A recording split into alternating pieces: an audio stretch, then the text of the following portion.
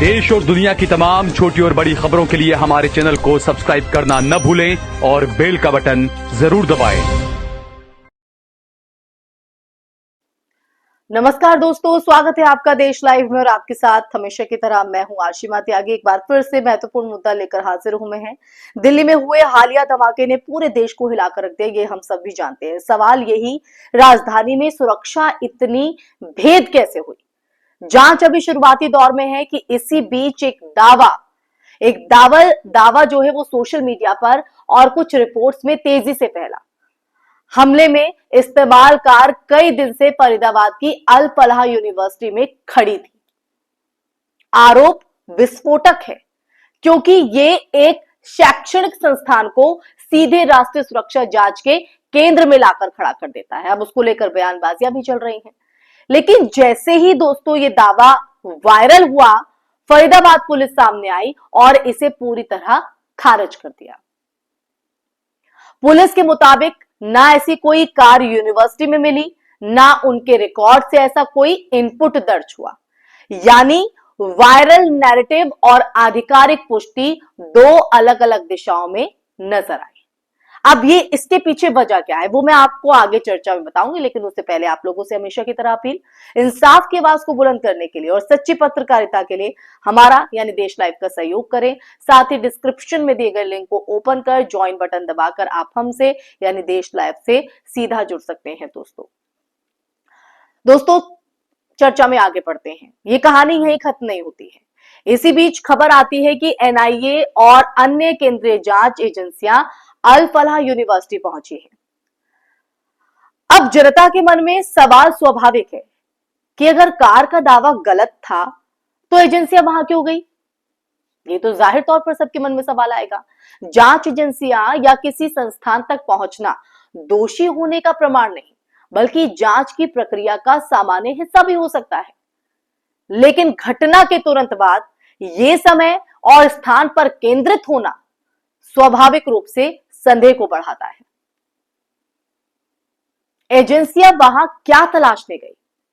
क्या किसी पुराने सुराग का फॉलोअप था?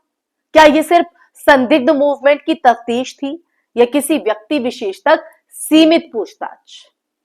तमाम ये वो सवाल हैं जो हर किसी के जहन में उठ रहे हैं। फिलहाल आधिकारिक बयान इन सवालों पर मौन है, चुप्पी साधे हुए है। यूनिवर्सिटी की कुलपति भूपेंद्र कौर ने मीडिया के सामने मजबूती से अपना पक्ष रखा। उनका बयान दो बड़े दावों पर आधारित है। आधार पहला, जिन दो डॉक्टरों को एजेंसियों ने हिरासत में लिया उनका यूनिवर्सिटी से कोई संगठनात्मक संबंध नहीं है, वो सिर्फ अतिथि शिक्षकों के तौर पर पढ़ाते थे, यानी गेस्ट टीचर या गेस्ट प्रोफेसर। दूसरा आधार, कैंपस के भीतर किसी विस्फोटक केमिकल का ना इस्तेमाल हुआ ना संग्रहण। ये बयान कानूनी तौर पर भी अहम है दोस्तों, समझिएगा, क्योंकि अगर किसी संदिग्ध व्यक्ति का संस्थान से ऑफिशियली संबंध नहीं है, रिलेशन नहीं है, तो संस्थान को सीधे जिम्मेदार ठहराना मुश्किल हो जाता है। अब ऐसे में यही बात है कि हम चर्चा के लिए आए, क्योंकि सवाल यहीं से बड़ा होता है। क्या जांच एजेंसियां किसी व्यक्ति तक पहुंचने के लिए संस्थान को सर्च लोकेशन के रूप में इस्तेमाल कर रही है, या वाकई कोई संस्थागत एंगल तलाशा जा रहा है? भारत में पहले भी कई जांचों में यह देखा गया है दोस्तों कि टेरर जांचें अक्सर संस्थानों, संगठनों, शहरों और खास पहचान से जोड़कर नैरेटिव बना देती है, जबकि अंतिम चार्जशीट किसी व्यक्ति विशेष तक सीमित रहती है। इसलिए जांच और आरोप के बीच की जो रेखा है, उस रेखा को समझना बेहद जरूरी हो जाता है। इसीलिए इस चर्चा में मैं एक एक बात को फोकस कर रही हूं। इस एक और अहम पहलू इस चीज से जुड़ा हुआ, social media trial. Car campus में खड़ी होने की बात आधिकारिक रूप से गलत साबित हो चुकी है, यानी ऑफिशियल तौर पर। फिर भी वही दावा सबसे ज्यादा वायरल है। तो ऐसे में ये दर्शाता है कि संकट के समय में तथ्य से ज्यादा तेज अफवाहें दौड़ती हैं और संस्थानों की छवि मिनटों में कटघरे में खड़ी हो जाती है या कर दी जाती है। अल फलाह यूनिवर्सिटी एक शैक्षणिक संस्थान है और जब तक जांच में कोई पुख्ता साक्ष्य सामने नहीं आता, तब तक इसे आतंकी गतिविधि का केंद्र कहना कानूनी और नैतिक रूप से, दोनों ही रूप से अगर देखा जाए, सूरतों में देखा जाए तो गलत है।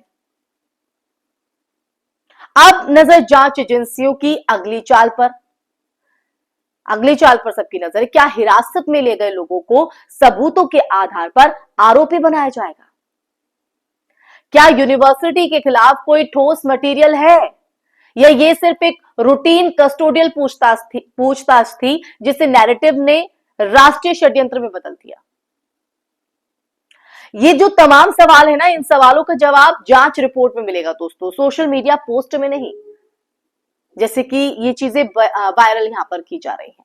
आप क्या मानते हैं? क्योंकि अंत में यही अहम है कि देश की सुरक्षा सर्वोपरि है। आतंक का कोई धर्म नहीं, कोई क्षेत्रीय संस्थान नहीं होता, लेकिन जांच के नाम पर बिना सबूत के किसी संस्था, समुदाय या पहचान को कटघरे में खड़ा कर देना भी लोकतंत्र के लिए ही उतना खतरनाक है जितना कि आतंकवाद। क्योंकि एक नैरेटिव जो है वो राष्ट्रीय षड्यंत्र में बदल दिया गया है। ये तो वक्त यहां पर बताएगा, जांच में क्या निकलकर सामने आता है देखने वाली बात रहेगी। लेकिन ना वहां पर कोई कार मिली, जैसा कि फरीदाबाद पुलिस ने इन तमाम आरोपों को सिरे से खारिज किया है।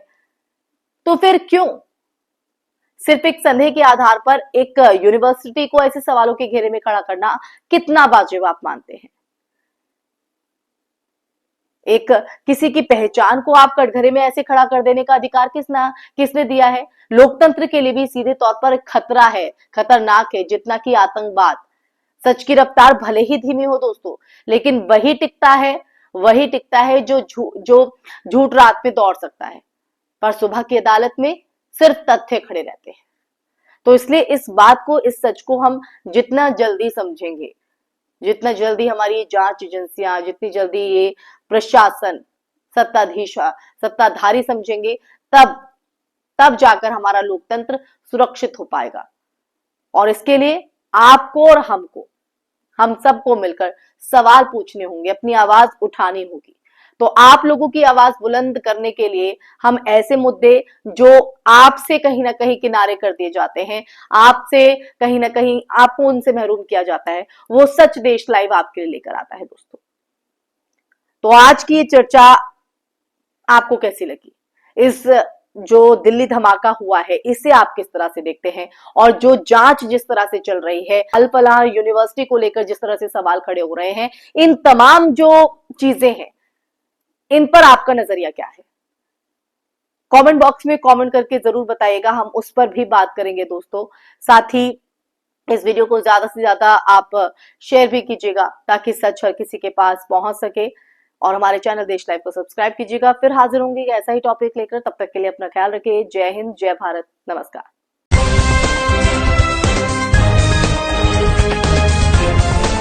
देश और दुनिया की तमाम छोटी और बड़ी खबरों के लिए हमारे चैनल को सब्सक्राइब करना न भूलें और बेल का बटन जरूर दबाएं।